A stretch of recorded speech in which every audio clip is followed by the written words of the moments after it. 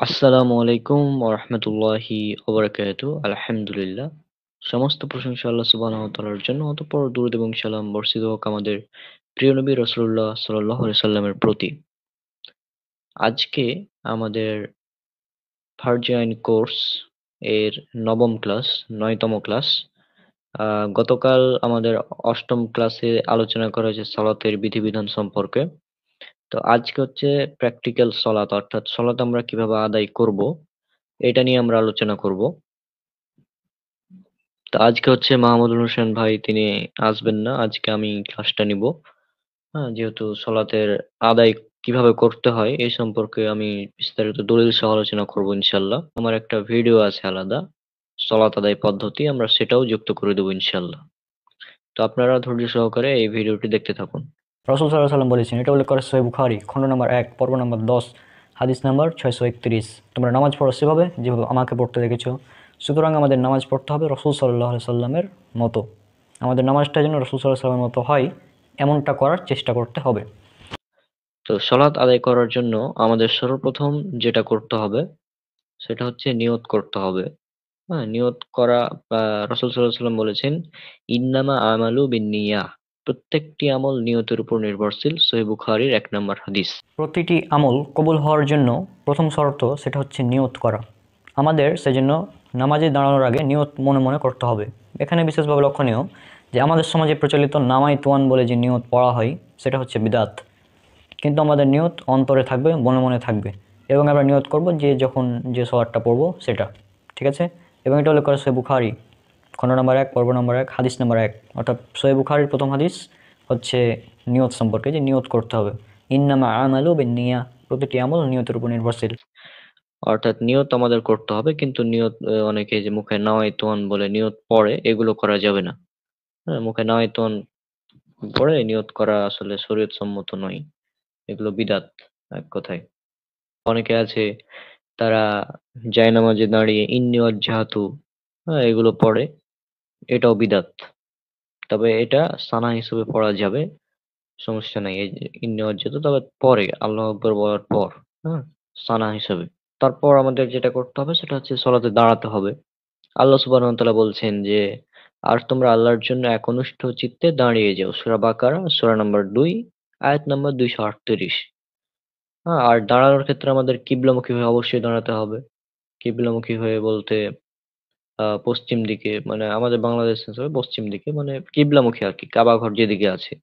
তারপর আরেকটা বিষয় এখানে লক্ষণীয়, সেটা হচ্ছে আমরা যখন জামাতে সালাত আদায় করব, তখন কাতারের মাঝে পরস্পরের পায়ের সাথে পা, উম টাকনুর সাথে টাকনু এবং কাঁধের সাথে কাঁধ মিলিয়ে দাঁড়াবো। আর দুইজন মুসল্লির মাঝে অনেকে ফাঁক রাখে ৩ আঙ্গুল ৪ আঙ্গুল করে। এটা একেবারে সুন্নাত বিরোধী কাজ। এটা হচ্ছে সহিহ বুখারীর ৭২৫ নম্বর হাদিস, মিসকাতে ১১০২ পাবেন। এছাড়াও সুনান আবু দাউদ ৬৬৬ নম্বর হাদিস, আরো বিভিন্ন জায়গায় হাদিসটি উল্লেখ করা আছে। যখন আমরা জামাতে নামাজ পড়ব তখন পরস্পরের পায়ের সাথে পা, কাঁধের সাথে কাঁধ এবং টাকনুর সাথে টাকনু মিলিয়ে দাঁড়াতে হবে, এবং দুইজন মুসল্লির মাঝে ফাঁক রাখা, এটা হচ্ছে সুন্নাত বিরোধী কাজ। আর পরস্পরের পায়ের সাথে পা, কাঁধের সাথে কাঁধ মিলিয়ে দাঁড়ানোর হাদিস উল্লেখ করে সহিহ বুখারীতে হাদিস নাম্বার ৭২৫। তাহলে জামাতে নামাজ পড়লে আমরা এভাবে দাঁড়াবো। পরে আল্লাহু আকবার বলে ২ হাত কাঁধ অথবা কান বরাবর উঠবে, কিন্তু কান স্পর্শ করবে না। এটা সহিহ বুখারীর ৭৩৫ নম্বর হাদিস, মিসকাতে ৭৯০ নম্বর হাদিস। হ্যাঁ, আর তাকবীর দেওয়ার ক্ষেত্রে আল্লাহু আকবার যে আমরা বলবো, এটার দলিল হচ্ছে আল্লাহ সুবহানাহু ওয়া তাআলা বলছেন সূরা মুদাসসির সূরা নম্বর ৭৪ আয়াত নম্বর ৩, তোমার প্রভুর জন্য তাকবীর দাও। তাকবীরে তাহরিমা, অর্থাৎ আল্লাহু আকবার, অর্থাৎ কাঁধ বরাবর হাত উঠবে অথবা কান বরাবর, কিন্তু কান স্পর্শ করবে না। কাঁধ অথবা কান বরাবর হাত উঠবে, কিন্তু কাঁধ স্পর্শ করবে না। সহিহ বুখারী কিতাবুল আজান পর্ব নম্বর ১০ হাদিস নম্বর ৭৩৫ থেকে ৭৩৯, এখানে বলা হয়েছে হাত আমরা এভাবে উঠাতে পারি, কান বরাবর অথবা এভাবে কান বরাবর, ইচ্ছা, সমস্যা নেই। তো আমরা হাত উঠে আবার দেখাচ্ছি।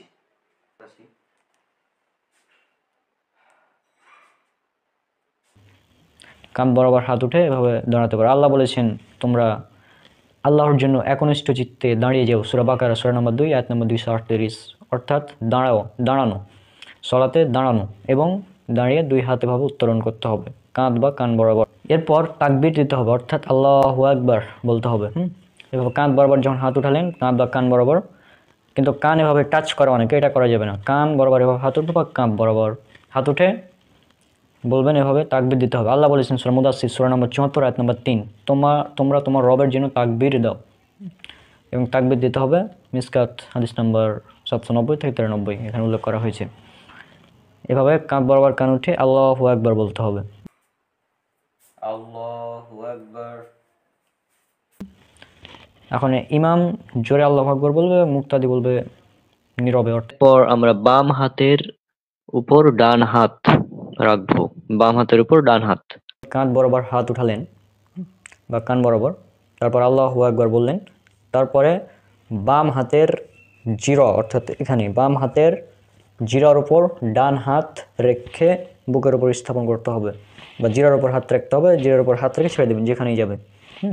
এটা আপনি যদি এভাবে করেন কখনোই আপনার হাত নাভির নিচে যাবে না। এটা উল্লেখ করেছে সহিহ বুখারী হাদিস নাম্বার 740-এ এবং সুনান আবু দাউদ হাদিস নাম্বার 759, সেখানে বলা হয়েছে যে বুকের উপর হাত বাঁধতে রাসূল সাল্লাল্লাহু আলাইহি ওয়াসাল্লাম। আর সহিহ বুখারী খণ্ড 1 পর্ব 10 হাদিস নাম্বার 740, সেখানে বলা হয়েছে যে সাহাবী সাহাল ইবনে সাদ রাদিয়াল্লাহু আনহু থেকে বর্ণিত, তিনি বলেন যে লোকদেরকে নির্দেশ দেওয়া হতো তারা যেন বাম হাতের জিরার উপর, জিরা অর্থাৎ কি? জিরা অর্থ হচ্ছে মধ্যম আঙ্গুলের মাথা থেকে নিয়ে একদম কনুই পর্যন্ত, অর্থাৎ যেখান পর্যন্ত আমরা অজু করি সেটাকে বলা হয় জিরা। সহিহ বুখারী পর্ব 5 অর্থাৎ 5 নম্বর অধ্যায় এর 274 নম্বর হাদিস, এখানে বলা হয়েছে রাসূল সাল্লাল্লাহু আলাইহি ওয়াসাল্লাম অজু করার পদ্ধতি দেখানো হয়েছে যে তিনি তার মুখমণ্ডল এবং 2 হাত জিরা পর্যন্ত ধৌত করলেন। অর্থাৎ অজুতে যেখান পর্যন্ত হাত ধৌত করতে হয় সেটা হচ্ছে বুখারীর 274 নম্বর হাদিস, যে জিরা পর্যন্ত, অর্থাৎ এখান পর্যন্ত। সুতরাং আমরা যেখান পর্যন্ত অজুতে হাত ধৌত করি সেখান পর্যন্ত হাত বাঁধতে হবে।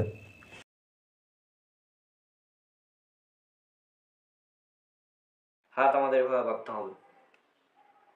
এটা হচ্ছে সহিহ বুখারীর হাদিস 740 নম্বর, জিরার উপর হাত বাঁধা এভাবে। হ্যাঁ, এটাই সবচেয়ে সহি আর এটাই প্রমাণিত। বাকিগুলা বুকের উপর, তারপর নাভির নিচে, হ্যাঁ, এগুলোর প্রমাণ খুব পাওয়া যায় না। এগুলো আশাবাদ অনেকে, এগুলো জয়ীফ। নাভির নিচে হাত এভাবে বাঁধা অনেকে, এটা জয়ীফ। হ্যাঁ, তারপর নাভির উপর একটা প্রমাণ পাওয়া যায়, এটা মোটামুটি সহি। আর বুকের উপর এভাবে, আর বুকের উপর বলতে জিরার উপর এভাবে, এটা সবচেয়ে সহি। এবং বুখারীর নিজের আমলে এটা তিনি করতেন, আর 740 নম্বর হাদিস তিনি এটা নিয়ে এসেছেন। তো বাবার হাত বাঁধো। আর জিরা শব্দের অর্থ যেটা বললাম মধ্যম আঙ্গুল থেকে নিয়ে কনুই পর্যন্ত, এটা উল্লেখ করা আছে আরবি ডিকশনারি মুজামুল ওয়াসিত খণ্ড নম্বর 1 পৃষ্ঠা নম্বর 311। এছাড়াও অনেকগুলো জায়গাতে উল্লেখ করা হয়েছে। তো আপনি যদি এখানে বলেন যে জিরা মানে তো মধ্যম আঙ্গুল থেকে নিয়ে কনুই পর্যন্ত, তাহলে আমরা তো যে কোনো জায়গায় বাঁধতে পারি, এখানেও বাঁধতে পারি, এখানেও। হ্যাঁ, কিন্তু সহিহ বুখারীর যে 274 নম্বর হাদিস, সেখানে যে বলা হয়েছে রাসূল সাল্লাল্লাহু আলাইহি ওয়াসাল্লাম জিরা পর্যন্ত হাত ধৌত করতেন অজু করার সময়, তাহলে কি বলবেন? অজু যদি আমরা এখান থেকে হাত দিই তাহলে অজু হয়ে যাবে? তাহলে কিন্তু আমাদের অজু হবে না।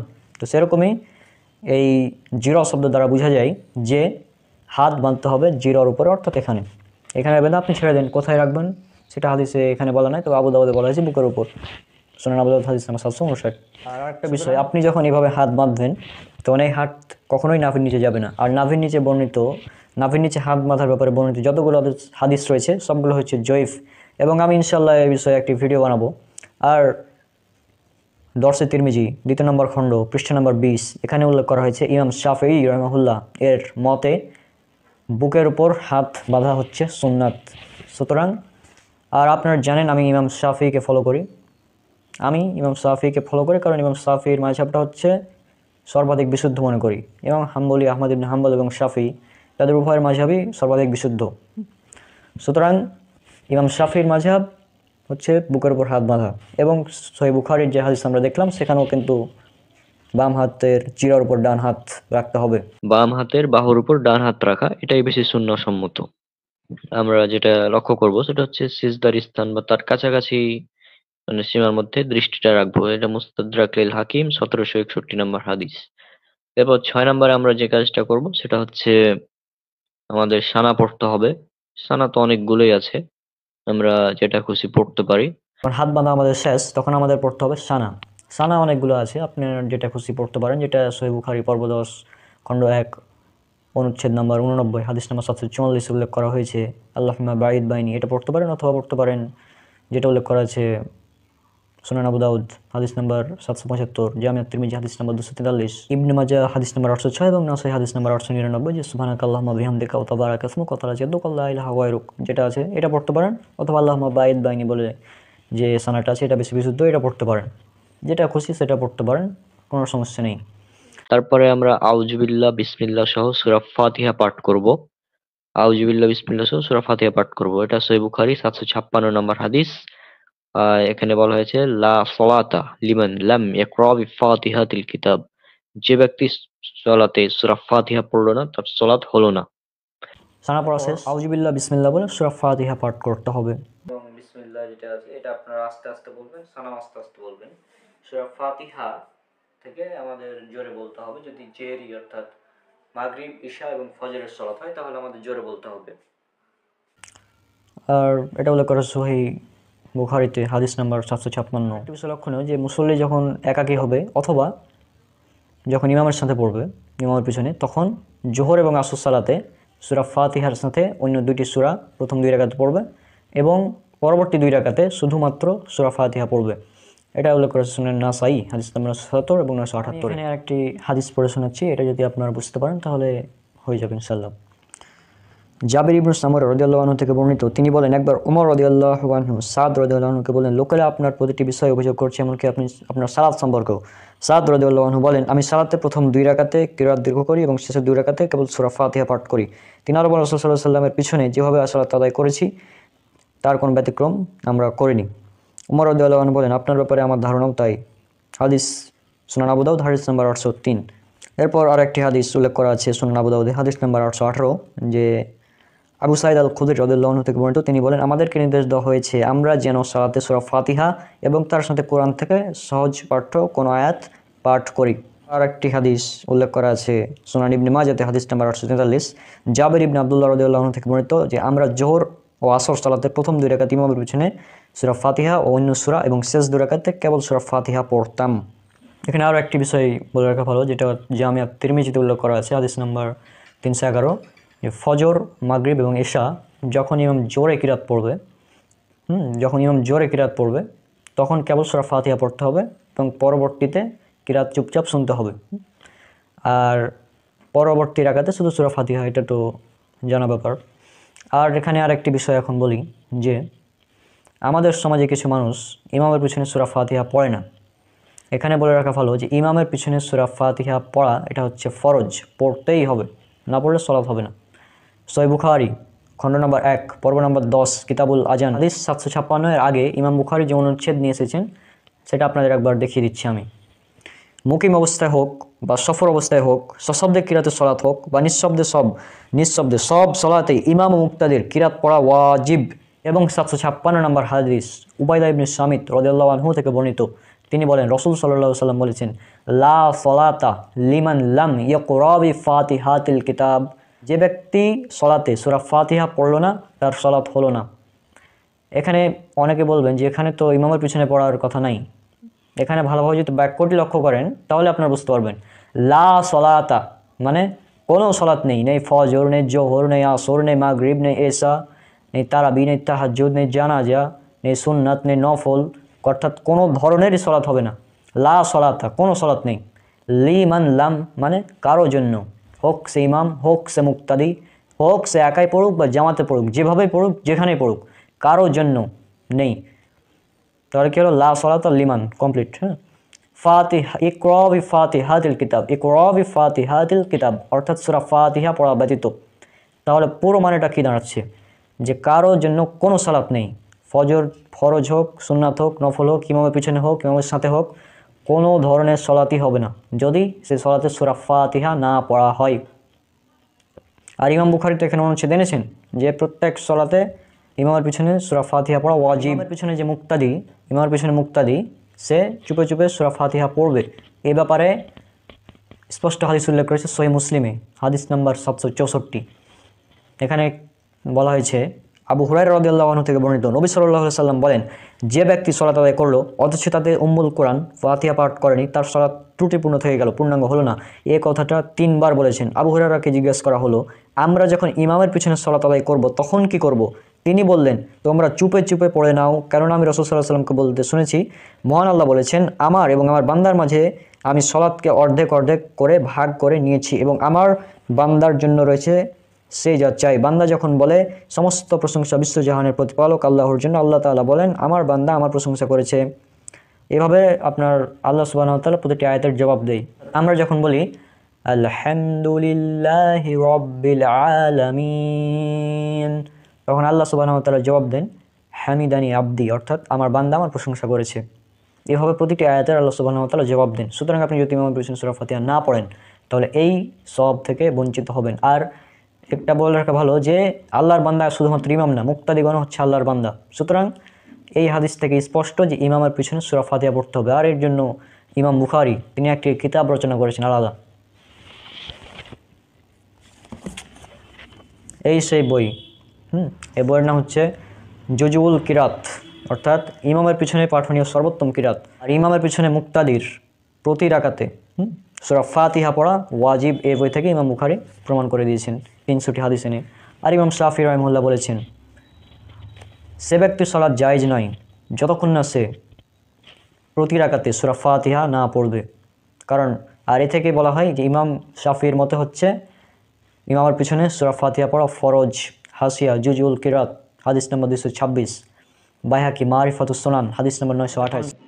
হানাফিরা তারা বলে যে ইমামের পিছনে মুক্তাদির সূরা ফাতিহা পড়ার প্রয়োজন নেই। আর শাফি মালিকি হাম্বলি তারা বলে ইমামের পিছনে সূরা ফাতিহা পড়তে হবে। ইমাম শাফি বলেছেন ফরজ, যদি না পড়ো নামাজি হবে না। তো এই বিষয়গুলো নিয়ে আমি চিন্তা করলাম যে ভাই এত বড় বড় আলেম তারা বলছেন, একজন বলছেন পড়ার দরকার নেই, আর একজন বলছেন যে না পড়লে নামাজি হবে না। আমি তো তখন ভাই বিপদে, আমি এখন কি করব? আমি তো নতুন এই লাইনে। আমি তখন ভাবলাম যে এক কাজ করি, যে এক হুজুর বলছে ইমামের পিছনে সূরা ফাতিহা পড়ার দরকার নেই, কিন্তু তিনি কিন্তু এটা বলেননি যে ইমামের পিছনে সূরা ফাতিহা যদি পড়ো তাহলে নামাজ হবে না, এই কথা কিন্তু তিনি বলেননি। হ্যাঁ, আর এক হুজুর বলছেন কি যে ইমামের পিছনে সূরা ফাতিহা পড়া ফরজ, না পড়লে নামাজই হবে না। এখন আমি তো সাধারণ মানুষ, আমি আমার সাধারণ চিন্তায় মনে করলাম যে আমার জন্য নিরাপদ কোনটা। দেখলাম আমার জন্য নিরাপদ হচ্ছে সূরা ফাতিহা পড়ে নেওয়া।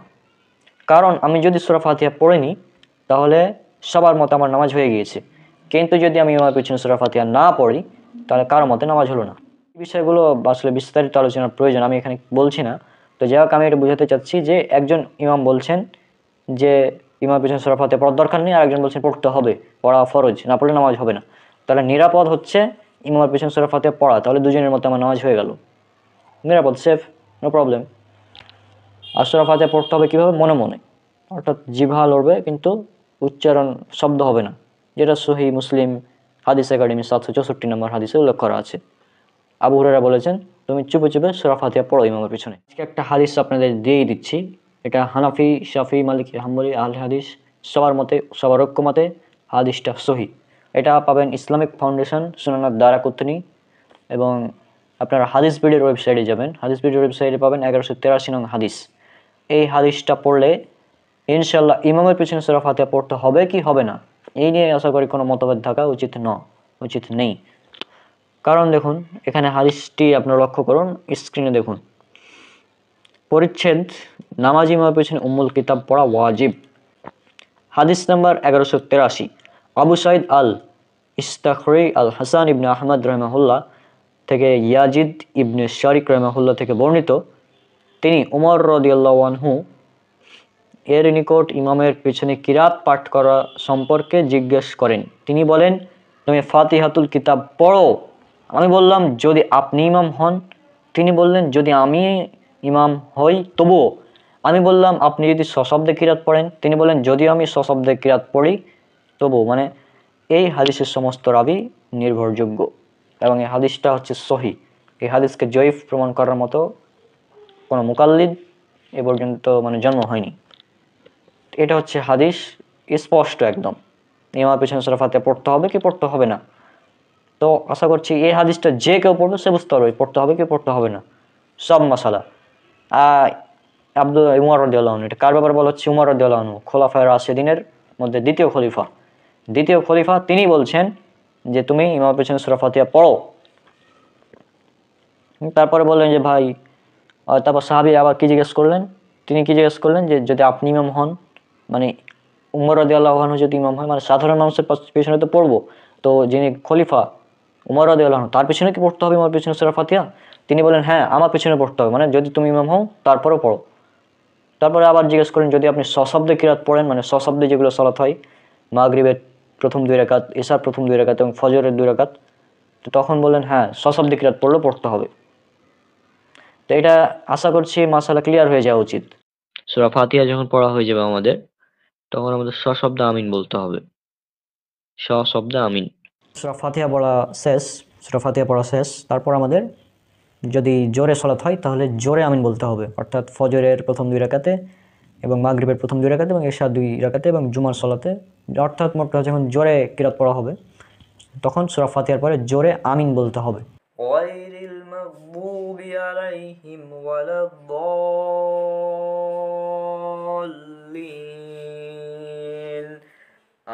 আমিন।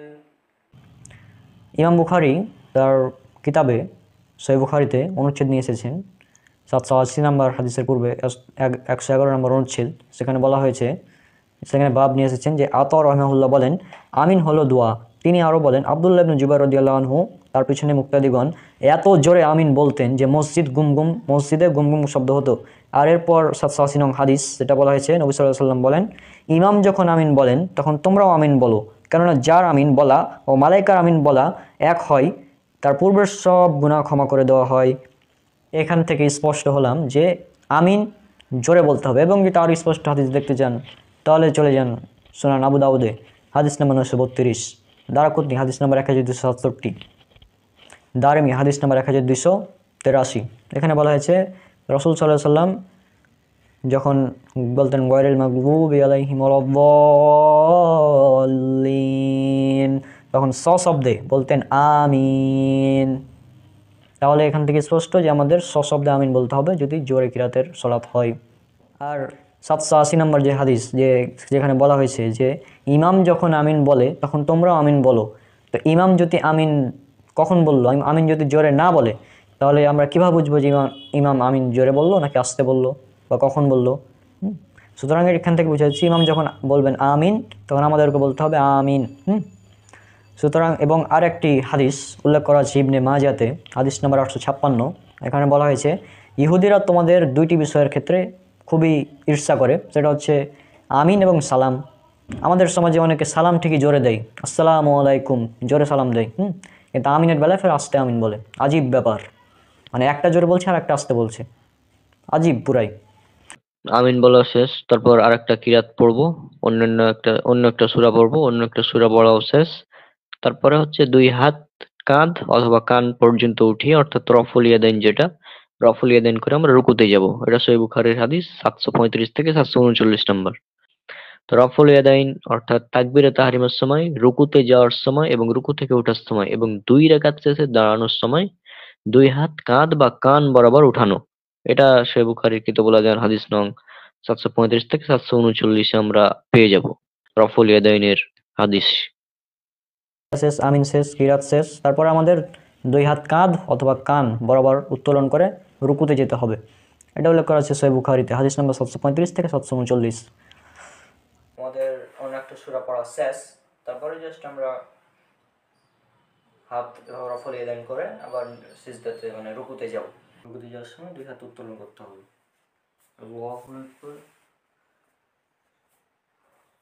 আর আল্লাহ বলেছেন পবিত্র কোরআনে সূরা হাজ সূরা নম্বর 22 আয়াত নম্বর 77 যে তোমরা আল্লাহর জন্য রুকু এবং সাজদা করো। রুকুতে যখন যাবেন তখন 2 হাত দ্বারা হাঁটুকে শক্ত করে ধরে সোজা হয়ে দাঁড়াতে হবে। রুকুর সময় 2 হাত এভাবে থাকবে এবং পাগুলো যেন কিবলামুখী হয়ে থাকে, অর্থাৎ সোজা হয়ে থাকে, এভাবে থাকবে একদম। এটা সহিহ বুখারী হাদিস নম্বর 828। আর রুকুতে এবং সিজদাতে বলার অনেকগুলো দোয়া আছে, সেটা একটু পরে আসছি। কমপক্ষে 3 বার সুবহানা রব্বিয়াল আযীম পড়তে হবে রুকুতে। এটা মিসকাতের 881 নং হাদিস। রুকু থেকে উঠে সামি আল্লাহু লিমান হামিদা বলতে হবে। সামি আল্লাহু লিমান হামিদা। সহিহ বুখারী হাদিস 795 থেকে 799 পর্যন্ত যদি পড়েন সেখানে পেয়ে যাবেন। সেখানে সামি আল্লাহু লিমান হামিদা বলবে ইমাম এবং মুক্তাদি বলবে আল্লাহুম্মা রব্বানা লাকাল হামদ, অথবা রব্বানা লাকাল হামদ হামদান কাসিরান তাইয়িবান মুবারাকান ফি, এটা বলতে পারে। রুকু থেকে উঠে সোজা হয়ে প্রশান্তির সাথে দাঁড়াবে এবং কাঁধ বা কান বরাবর 2 হাত উঠিয়ে রফউল ইয়াদাইন করবে। সহিহ বুখারী হাদিস নম্বর 735 থেকে 739। তারপর বলবে রব্বানা লাকাল হামদ, যেটা বুখারীর 733 নং হাদিস, অথবা রব্বানা লাকাল হামদ হামদান কাসীরান তাইয়িবান মুবারাকান ফিহি, যেটা সহিহ বুখারীর 799 নং হাদিস। রুকু থেকে উঠে হাত উত্তোলন করতে হবে এবং সোজা হয়ে দাঁড়াতে হবে। তারপর আমরা যে কাজটা করবো সেটা হচ্ছে রাসূল সাল্লাল্লাহু আলাইহি ওয়াসাল্লাম রুকু থেকে উঠে এমন ভাবে দাঁড়াতেন যে মেরুদণ্ডের হাড় যথাস্থানে ফিরে আসতো, অর্থাৎ সোজা হয়ে দাঁড়াতে হবে রুকু থেকে উঠে, যেটা সহিহ বুখারী 800 নং হাদিস।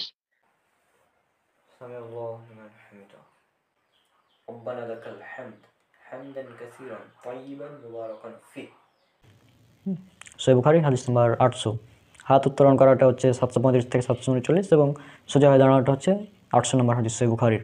তারপর রাসূল সাল্লাল্লাহু আলাইহি ওয়াসাল্লাম রুকু সিজদা, রুকু থেকে মাথা উঠানো 2 সিজদার মধ্যবর্তী সময় প্রায় সমান হতো, অর্থাৎ তিনি যে রুকু থেকে উঠে দাঁড়ালেন এ সময়টা তার সমান, রুকুতে যতক্ষণ থাকতেন সেটাও সমান কাছাকাছি। এটা সহিহ বুখারী 801 নম্বর হাদিস আপনারা পেয়ে যাবেন।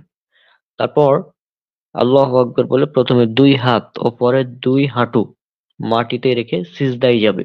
প্রথমে 2 হাত, তারপরে 2 হাঁটু মাটিতে রাখতে হবে। এরপর প্রথমে 2 হাত এবং পরে 2 হাঁটু রেখে তারপরে সিজদাতে যেতে হবে। মিসকাত 899, আবু দাউদ 840 নম্বর হাদিস। এছাড়াও আরও কয়েকটি জায়গায় উল্লেখ করা আছে এই হাদিসটি। সিজদায় যাওয়ার সময় আগে হাত পরে হাঁটু, আর আগে হাঁটু ফেলে মানুষ, সেটা জয়ফ।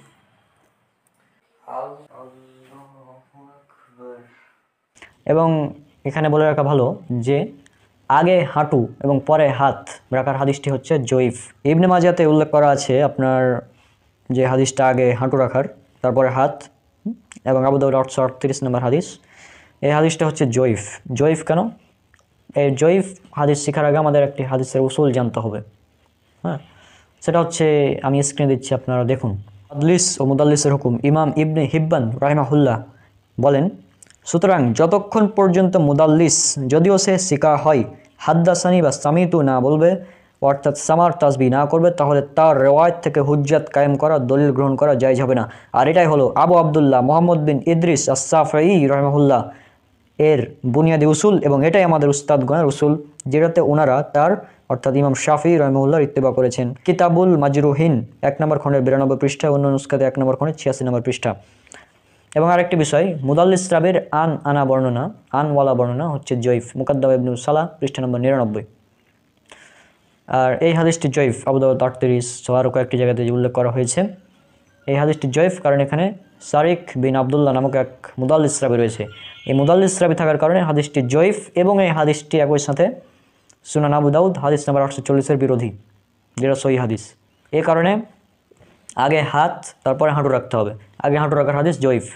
হাত দুইটি কিবলামুখী করে মাথার 2 পাশ কাঁধ বরাবর রাখবে, হাতের আঙ্গুলগুলো মিলিয়ে রাখবে, যেটা বুলগুল মারামের 297 নং হাদিস। কনুই উঁচু রাখবে ও বগল ফাঁকা রাখবে, সহিহ বুখারী 807 নং হাদিস।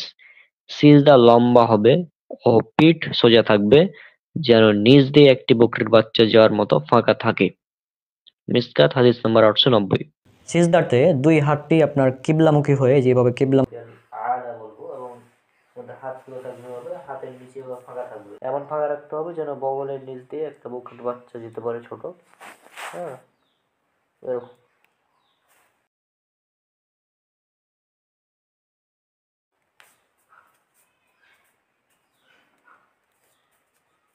মুখী হয়ে কাঁধ বরাবর থাকবে, এবং হাতের আঙ্গুলগুলো এভাবে মিলিয়ে রাখতে হবে, আর এভাবে কোণে উঁচু রাখতে হবে এবং বগল ফাঁকা রাখতে হবে। মিসকাত হাদিস বুলগুল মারাম হাদিস নম্বর 297 এবং বুখারী হাদিস নম্বর 807। এরপর সিজদা লম্বা হবে এবং পিঠ সোজা থাকবে, যেন নিচ দিয়ে একটি বকরির বাচ্চা যাওয়ার মতো ফাঁকা থাকে। মিসকাত হাদিস নম্বর 890। আর 2 পা খাড়া করে একত্রে মিলিয়ে রাখতে হবে, আর এই সময় আঙ্গুলগুলো কিবলামুখী হয়ে থাকবে। সিজদা হবে 60টি হাড়ের উপর, অর্থাৎ 60টি অঙ্গ, নাক সহ কপাল, দুই হাত, অর্থাৎ দুই হাত, দুই হাতের তালু, দুই হাঁটু, তারপর দুই পায়ের আঙ্গুলের অগ্রভাগ, মোট 60টি অঙ্গ মাটিতে লাগিয়ে সিজদা করতে হবে। মিসকাত হাদিস নাম্বার 887। কমপক্ষে 3 বার সুবহানা রব্বিয়াল আলা বলবে, যেটা ইবনে মাজার 888 নং হাদিসে এসেছে। আর রুকু এবং সিজদার দোয়াগুলো আমি আগে বলিনি, কারণ অনেকগুলো দোয়া রয়েছে। আমি যে কয়েকটি খুঁজে পেয়েছি সে কয়েকটি এখানে বলছি, আপনারা দেখুন। একটি দোয়া রয়েছে সহিহ মুসলিমে হাদিস নাম্বার 978 এবং সুনান আবু দাউদ হাদিস নাম্বার 872। বলা হয়েছে সুবহুন কুদ্দুসুন রব্বুল মালাইকাতি ওয়ার রূহ। এটা রাসূল সাল্লাল্লাহু আলাইহি ওয়াসাল্লাম রুকু এবং সিজদা উভয় জায়গাতে পড়তেন। এবং সহিহ মুসলিমে আরও একটি হাদিস, এটা উল্লেখ করা আছে 976 নাম্বার, সেটা হচ্ছে সুবহানাকা ওয়া বিহামদিকা লা ইলাহা ইল্লা আনতা। এটা পড়তে পারেন রুকু এবং সিজদা উভয়তে। অথবা পড়তে পারেন সুবহানাকা আল্লাহুম্মা রব্বানা ওয়া বিহামদিকা আল্লাহুম্মা গফিরলি। এটা আছে সহিহুল বুখারী হাদিস নাম্বার 794 এবং 817-তে। আমল করে থাকি, যেটা প্রচলিত সেটাও সঠিক, সমস্যা নেই। সেটা আছে তিরমিজি 262, নাসাই 1007 এবং ইবনে মাজাহ 897-তে, যে রুকুতে সুবহানা রব্বিয়াল আযীম এবং সিজদাতে সুবহানা রব্বিয়াল আলা, এই যে দোয়াটা আছে এটাও পড়তে পারেন। অর্থাৎ রুকুতে যদি পড়েন, এটা যদি পড়েন রুকুতে সুবহানা রব্বিয়াল আযীম এবং সিজদাতে সুবহানা রব্বিয়াল আলা, অথবা ওই তিনটা দোয়ার মধ্যে যে কোনো একটা, আপনার যখন যেটা খুশি পড়তে পারেন, সমস্যা নেই। আর আমি কয়েকটি খুঁজে পেয়েছি, এছাড়াও আর অনেকগুলো দোয়া রয়েছে, সেগুলো পড়তে পারেন। সিজদা থেকে উঠে বাম পায়ের পাতার উপর বসবে এবং ডান পায়ের পাতা খাড়া রাখবে। এ সময় প্রশান্তির সাথে বসবে। মিসকাত হাদিস নাম্বার 792, বুখারী হাদিস নাম্বার 828। সিজদা থেকে উঠে বাম পায়ের পাতার উপর বসবে এবং ডান পায়ের পাতা খাড়া রাখবে, এ সময় প্রশান্তির সাথে বসবে। সহিহুল বুখারী হাদিস নাম্বার 828। আর দুই সিজদার মাঝে বলতে হবে রব্বিগ ফ্রিলি। এটা উল্লেখ করা হচ্ছে ইবনে মাজাতে হাদিস নাম্বার 897, সুনান আবু দাউদ হাদিস নাম্বার 874, নাসাই হাদিস নাম্বার 1069, 1145, দারিমি হাদিস নাম্বার 1324, মুসনাদ আহমদ হাদিস নাম্বার 22866। আর দুই সিজদার মাঝে আল্লাহুম্মা গফিরলি ওয়ারহামনি ওয়াহদিনি ওয়াজবুরনি ওয়াফিনি ওয়ারজুকনি বলার যে হাদিস, এটা মূলত একজন মুদাল্লিস রাবী রয়েছে যার নাম হাবিব বিন আবি সাবিত, সে কারণে হাদিসটা আমাদের তাহকিকে জয়ীফ। তবে এই দোয়া যেটা আছে, এই এই দোয়াটা কিন্তু সহি, তবে দুই সিজদার মাঝে পড়তে হবে বলে এই দোয়াটা নাই।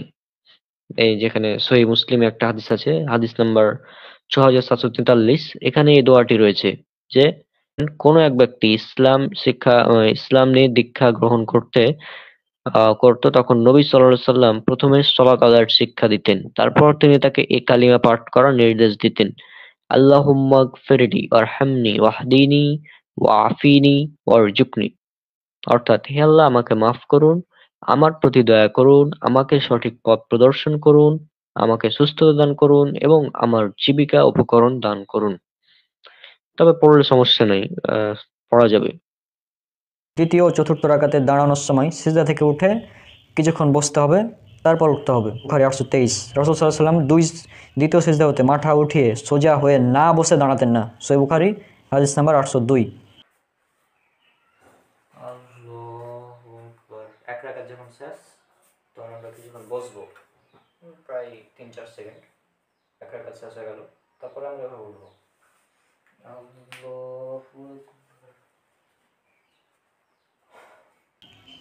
এবং দ্বিতীয় রাকাত শেষ করবেন যখন, দ্বিতীয় রাকাত পরে যদি বৈঠক হয়, যদি 4 রাকাত বিশিষ্ট বা 3 রাকাত বিশিষ্ট সালাত হয়, তাহলে সেখানে কেবল আত্তাহিয়াতু পড়বেন। মিসকাত হাদিস নাম্বার 791। আত্তাহিয়াতু যে দোয়া তাশাহুদে পড়ার, এটা দোয়াটা সহি এবং এটা সহিহ বুখারীর 831 নম্বর হাদিস। আত্তাহিয়াতু যেটা আমরা পড়ে থাকি, আত্তাহিয়াতু লিল্লাহি আসসালাওয়াতু ওয়াত-তাইয়্যিবাত, আসসালামু আলাইকা আইয়ুহান নাবিয়্যু ওয়া রাহমাতুল্লাহি ওয়া বারাকাতুহু, আসসালামু আলাইনা ওয়া আলা ইবাদিল্লাহিস সালিহিন, আশহাদু আল্লা ইলাহা ইল্লাল্লাহু ওয়া আশহাদু আন্না মুহাম্মাদান আবদুহু ওয়া রাসূলুহু। এই আত্তাহিয়াতুর দোয়াটা সহিহ বুখারীর হাদিস 831 নং হাদিস। পর প্রথম বৈঠক থেকে সোজা হয়ে দাঁড়িয়ে কাঁধ বা কান বরাবর হাত উঠিয়ে রফুল ইয়াদাইন করবে তাকবীরে তাহরিমার সময়, রুকুতে যাওয়ার সময়, রুকু থেকে ওঠার সময় এবং 2 রাকাত শেষে যখন সালাত আদায় শুরু করবেন তখন 2 হাত উত্তোলন করতে হবে। সহিহ বুখারী হাদিস নাম্বার 739। আর শেষ বৈঠক যদি হয় তাহলে আত্তাহিয়াতু দুরুদ আর দোয়া মাসুরা পড়তে হবে। সহিহ বুখারী হাদিস নাম্বার 835। দুরুদ যেটা আল্লাহুম্মা সাল্লি আলা মুহাম্মদ ওয়া আলা আলি মুহাম্মদ কামা সাল্লাইতা আলা ইব্রাহিম ওয়া আলা আলি ইব্রাহিম ইন্নাকা হামিদুম মাজিদ। আল্লাহুম্মা বারিক আলা মুহাম্মদ ওয়া আলা আলি মুহাম্মদ কামা বারাকতা আলা ইব্রাহিম ওয়া আলা আলি ইব্রাহিম ইন্নাকা হামিদুম মাজিদ। এটা 3377 নম্বর হাদিস সহিহ বুখারীর। আর একটি দোয়া সহিহ বুখারীর 1377 এবং সহিহ মুসলিমের 1211 নম্বর হাদিসে উল্লেখ করা আছে যে রাসূল সাল্লাল্লাহু আলাইহি ওয়াসাল্লাম দাজ্জালের ফিতনা, কবরের আযাব ইত্যাদি থেকে পানাহ না আছে সালাম ফিরাতেন না। অর্থাৎ সালাম ফিরানোর আগে আরেকটি দোয়া পড়া যায়, সেটা হচ্ছে কবর, জাহান্নামের আযাব এবং জীবন মৃত্যু ও দাজ্জালের ফিতনা থেকে আশ্রয় চাওয়া। এটা আপনারা পড়তে পারেন। আল্লাহুম্মা ইন্নী আউযু বিকা মিন আযাবিল কবর ওয়া মিন আযাবি জাহান্নাম ওয়া বি আযাবি জাহান্নাম ওয়া মিন ফিতনাতিল মাহিয়া ওয়াল মামাত ওয়া মিন শাররি ফিতনাতি মাসিহিদ দাজ্জাল। এরপর দোয়া মাসুরা যেটা সহিহ বুখারী 834 নম্বর হাদিসে উল্লেখ করা হয়েছে, এটা আপনারা পড়বেন। সেটা হচ্ছে আল্লাহুম্মা ইন্নী যালামতু নাফসি যুলমান কাসীরা ওয়া লা ইয়াগফিরু যুনুবা ইল্লা আনতা ফাগফির লি মাগফিরাতাম মিন ইনদিকা ওয়ারহামনি ইন্নাকা আনতাল গফুরুর রহিম। আর শেষ বৈঠকে বসার সময় বাম পায়ের পাতার উপর বসবে এবং ডান পা পায়ের তলা দিয়ে বাম পায়ের অগ্রভাগ বের করে নিতম্বের উপর বসবে এবং ডান পা খাড়া রাখবে, আঙ্গুলগুলো কিবলামুখী করবে। বুখারী হাদিস নাম্বার 828, মিসকাত হাদিস নাম্বার 792, আবু দাউদ হাদিস নাম্বার 730। 2 রাকাতে বসার সময় আমাদের পায়ের পজিশনটা এবার দেখাচ্ছি কিভাবে থাকবে। 2 রাকাত বিশিষ্ট যখন সালাত আদায় করব তখন আমাদের পা এভাবে থাকবে, অর্থাৎ এভাবে আমরা বসবো পায়ে। 2 রাকাত বিশিষ্ট বা 3 রাকাত বিশিষ্ট সালাতে। আর যখন 4 রাকাত বিশিষ্ট সালাত হবে যোহর, আসর এবং ইশা, তখন চতুর্থ রাকাতে মানে সব লাস্ট রাকাতে আমরা বসবো এভাবে। এই যে পায়ের একটা এভাবে বের হয়ে যাবে, যে আমরা এভাবে বসবো। এটা হচ্ছে সুন্নাহ, তো এমনি বসলে সমস্যা নেই।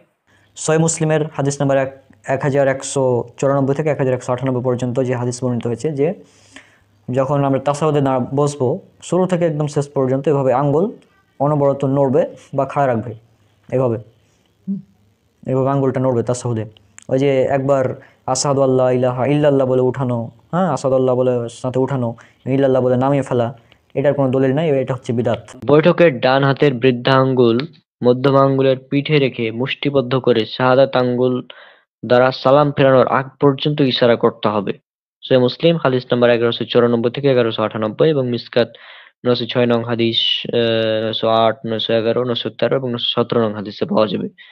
আর আমাদের সমাজে প্রচলিত আশহাদু আল্লাহ ইলাহা বলার সঙ্গে সঙ্গে শাহাদাত আঙ্গুল উঠিয়ে নেয়, আবার ইল্লাল্লাহ বলে টুপ করে নামিয়ে ফেলে। এটার কোনো হাদিস নেই, এটা সম্পূর্ণ বিদআত, ভিত্তিহীন। সিজদা থেকে যখন উঠে গেলাম দ্বিতীয় রাকাতে তখন আমরা আঙ্গুল এভাবে উঠাবো, দিয়ে আত্তাহিয়াতু লিল্লাহি আসসালাওয়াতু তাইয়্যিবাতু এভাবে নড়বে অথবা এবার তুলে রেখে দেব। আর চোখের দৃষ্টি আমাদের থাকবে একদম আঙ্গুলের দিকে, এ সময় পুরো দৃষ্টি আঙ্গুলের দিকে যতক্ষণ থাকবে। এটা একদম সালাম ফেরানো পর্যন্ত এভাবে অনবরত নড়বে অথবা তুলে রাখবো। আর এই যখন শাহাদাত আঙ্গুল আমরা ইশারা করব তখন শাহাদাত আঙ্গুলের দিকে দৃষ্টি থাকবে। সুনান নাসাই হাদিস নাম্বার 1275। তারপর আসসালামু আলাইকুম রহমতুল্লাহ, আসসালামু আলাইকুম রহমতুল্লাহ বলে সালাম ফেরাতে হবে। সহিহ বুখারী হাদিস নাম্বার 834। আসসালামু আলাইকুম রহমতুল্লাহ, আসসালামু আলাইকুম রহমতুল্লাহ। এবার দেখিয়ে দিচ্ছি, কারণ তার সালাত আদায়ের পদ্ধতিটা আমার জাস্ট পছন্দ হয়েছে, একদম সহিভাবে পদ্ধতিতে তিনি সালাতটা আদায় করেছেন। তো এটা আমরা এবার আপনাদের দেখিয়ে দেবো ইনশাল্লাহ।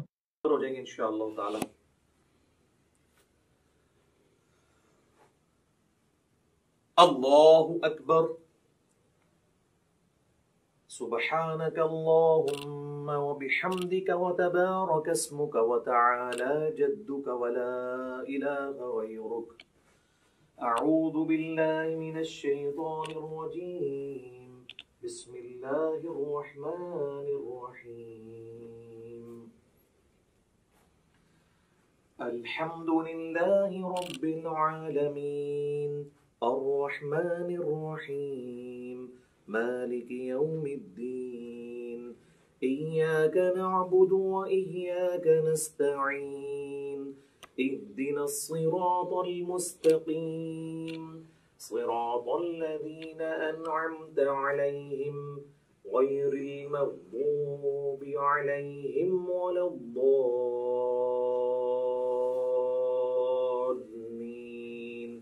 آمين. بسم الله الرحمن الرحيم.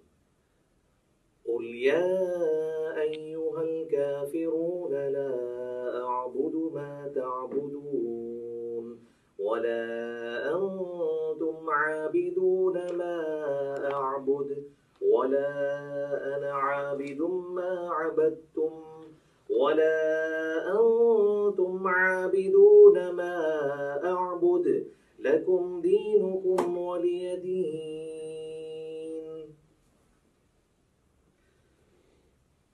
الله أكبر. سبحان ربي العظيم سبحان ربي العظيم سبحان ربي العظيم. سبحانك اللهم ربنا وبحمدك اللهم اغفر لي. سبوح قدوس رب الملائكة والروح. سمع الله لمن حمده. اللهم ربنا ولك الحمد حمدا كثيرا طيبا مباركا فيه. الله أكبر. سبحان ربي الأعلى سبحان ربي الأعلى سبحان ربي الأعلى. سبحانك اللهم ربنا وبحمدك اللهم اغفر لي. سبوح قدوس رب الملائكة والروح. الله أكبر. رب اغفر لي رب اغفر لي. اللهم اغفر لي وارحمني واهدني وعافني وارزقني. الله أكبر. سبحان ربي الأعلى سبحان ربي الأعلى سبحان ربي الأعلى. سبوح قدوس رب الملائكة والروح. سبحانك اللهم ربنا وبحمدك اللهم اغفر لي. الله أكبر.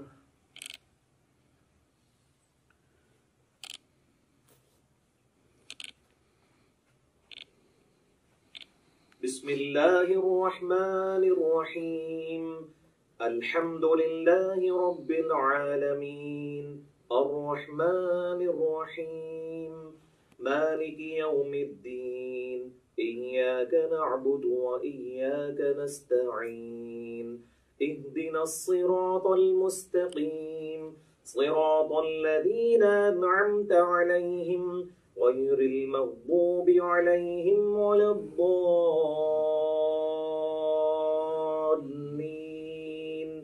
آمين.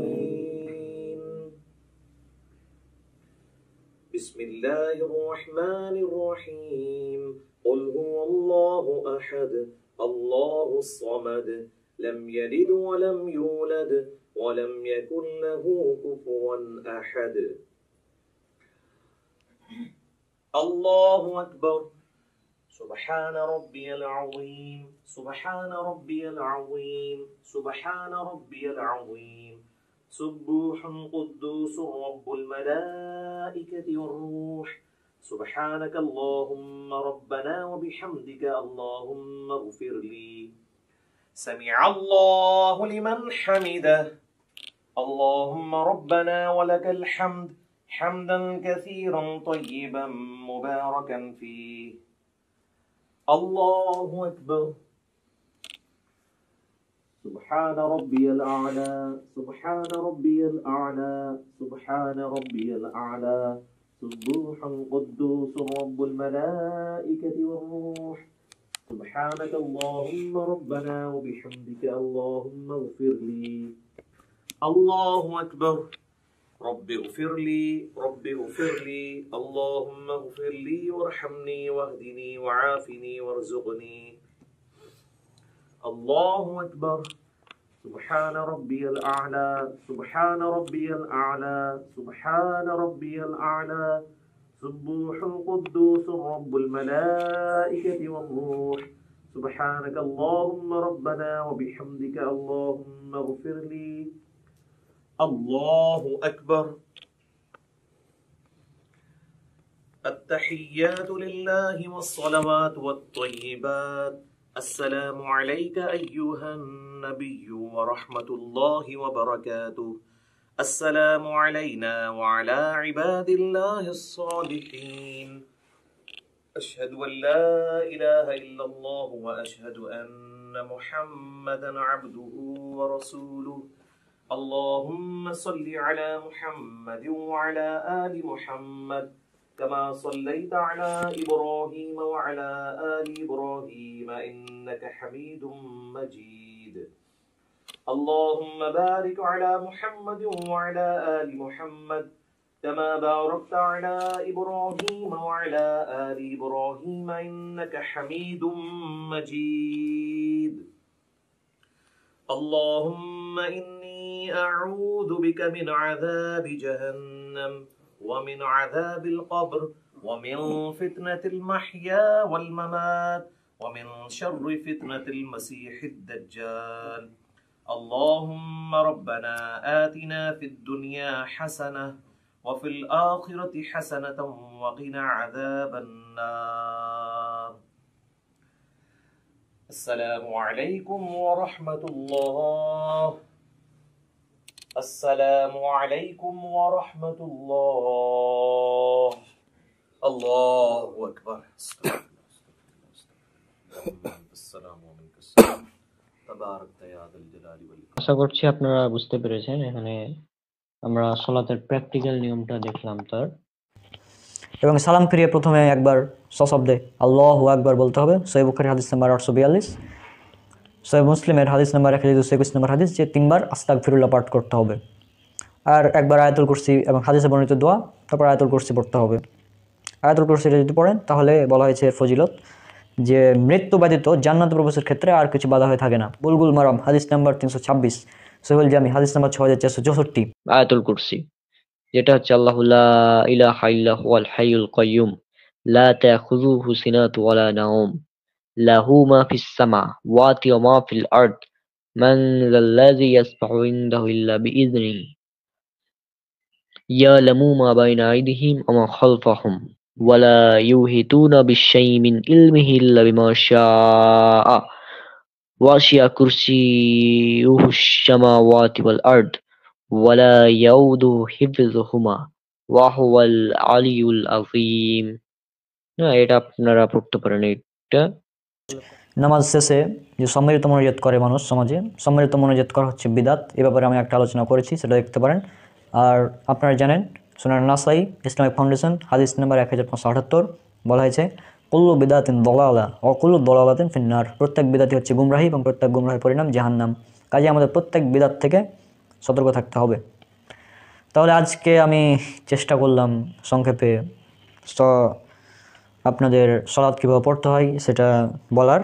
আশা করছি আপনারা নামাজের নিয়মটা বুঝতে পেরেছেন। আমি জাস্ট প্র্যাকটিক্যাল নামাজটা কীভাবে পড়তে হয় এটা দেখানোর চেষ্টা করলাম। হ্যাঁ, যেহেতু পরবর্তীতে আমি একবার চেষ্টা করবো পুরোপুরি নামাজ একটা 2 রাকাতের বা 4 রাকাতের 2 রাকাত বিশিষ্ট নামাজ একটা পড়ে সম্পূর্ণ দেখানোর আমি চেষ্টা করবো। এটা জাস্ট একটা দলিল ভিত্তিক প্র্যাকটিক্যাল নামাজ, মানে দলিল ভিত্তিক নামাজের মানে দলিলগুলো দিয়েছিলাম এর আগে ভিডিওতে, এবার শুধু প্র্যাকটিক্যালটা যুক্ত করলাম সাথে। হ্যাঁ, তো আশা করছি এটা আপনাদের জন্য উপকার হবে মনে হয়, এই জন্যই করলাম। আর আল্লাহ বলেছেন পবিত্র কোরআনের সূরা নাহল সূরা নম্বর 16 আয়াত নম্বর 82, অতঃপর যদি তারা মুখ ফিরিয়ে নেয় তাহলে তোমার দায়িত্ব কেবল সুস্পষ্টভাবে বাণী পৌঁছে দেওয়া। রাসূল সাল্লাল্লাহু আলাইহি সাল্লাম বলেছেন, উল্লেখ করা আছে সহিহুল বুখারীতে হাদিস নাম্বার 3461, প্রচার করো যদি একটি মাত্র আয়াত হয়। অর্থাৎ আমি আমার দায়িত্বটা পালন করলাম, আমি যা জানি সেটা আমি জাস্ট পৌঁছে দিচ্ছি। আর রাসূল সাল্লাল্লাহু আলাইহি সাল্লাম বলেছেন, যে ব্যক্তি ইলম বা জ্ঞান গোপন করবে কিয়ামতের দিন তাকে আগুনের লাগাম পরানো হবে। ইবনে হিব্বান, সহিহ ইবনে হিব্বান হাদিস নাম্বার 96। তারপর এটা উল্লেখ করা আছে সুনান আবু দাউদ হাদিস নাম্বার 3658, তিরমিজি হাদিস নাম্বার 2649, ইবনে মাজাহ হাদিস নাম্বার 261, 264, 267। অর্থাৎ ইলম বা আমি যে সমস্ত জ্ঞান আমার রয়েছে ইসলাম সম্পর্কে সেগুলো আমি গোপন রাখতে চাচ্ছি না, আমি প্রচার করে দিতে চাচ্ছি। আমি নামাজের যে সঠিক নিয়মটা বললাম একদম দলিল সহ রেফারেন্স সহ বললাম, এরপরেও যদি আপনারা না মানেন তাহলে আমার দায়িত্ব ছিল পৌঁছে দেওয়া। আপনারা মানবেন কি না মানবেন সম্পূর্ণ আপনার ব্যাপার। রাসূল সাল্লাল্লাহু আলাইহি ওয়াসাল্লাম যেহেতু বলেছেন নামাজ পড়ো সেভাবে যেভাবে আমাকে পড়তে দেখেছে, সহিহ বুখারী হাদিস নাম্বার 431, আমি জাস্ট সেটা দেখিয়ে দিলাম কিভাবে নামাজটা আদায় করতে হয়। এবং নামাজ যে আপনি রফুল আদান করেন আর না করেন এটা সুন্নাত, হাত কোথায় বাঁধবেন এটাও সুন্নাত, আমিন বলা এটাও সুন্নাত। তবে একটা বিষয় ফরজ, সেটা হচ্ছে ইমামের পিছনে সূরা ফাতিহা পড়া। সুতরাং অন্য করে যদি নাও মানেন তাহলে অন্তত এটা মানেন যে ইমামের পিছনে সূরা ফাতিহা পড়তে হবে। ঠিক আছে, বিষয়টা একদম ক্লিয়ার করলাম, আর বুঝতে তো পারছেন। আজকের ক্লাস সে পর্যন্ত আমরা রাখছি। আমরা ভিডিও আমাদের যেগুলো আছে ইউটিউবে আপনারা দেখতে পারেন। প্রথম 5টা ক্লাস আপলোড হয়েছে, বাকিগুলো এডিট করা হয়নি এখনো। তো আমি এডিট করে অন্যান্য ক্লাসগুলো ইনশাল্লাহ দিয়ে দেবো। আর আগামীকাল ইনশাল্লাহ জাকাত সম্পর্কে, জাকাতুল ফিতর এই বিষয়গুলো নিয়ে ইনশাল্লাহ আলোচনা হবে। এবং আগামীকালকের ক্লাসটা ইনশাল্লাহ একটু লম্বা হবে, জাকাতের বিষয়গুলো শেষ করার জন্য আর কি। তো যাই হোক, খুব শীঘ্রই আমাদের এই কোর্স কমপ্লিট হয়ে যাবে। আপনারা এই কোর্স জয়েন করে নিন, আমাদের ইউটিউব প্লেলিস্ট থেকে দেখতে পারেন, ইউটিউব চ্যানেল থেকে আপনারা দেখতে পারবেন আমাদের এই কোর্সটা। তো আপনারা এই কোর্সটা দেখুন, আর আশা করছি আজকে সালাত আদায় পদ্ধতি আপনারা খুব সুন্দরভাবে বুঝতে পেরেছেন। তো আজকে বিদায় নিচ্ছি, ইনশাআল্লাহ দেখা হবে পরবর্তীতে। সো আমার জন্য দোয়া করবেন। আসসালামু আলাইকুম রহমতুল্লাহি ওয়া বারাকাতুহু।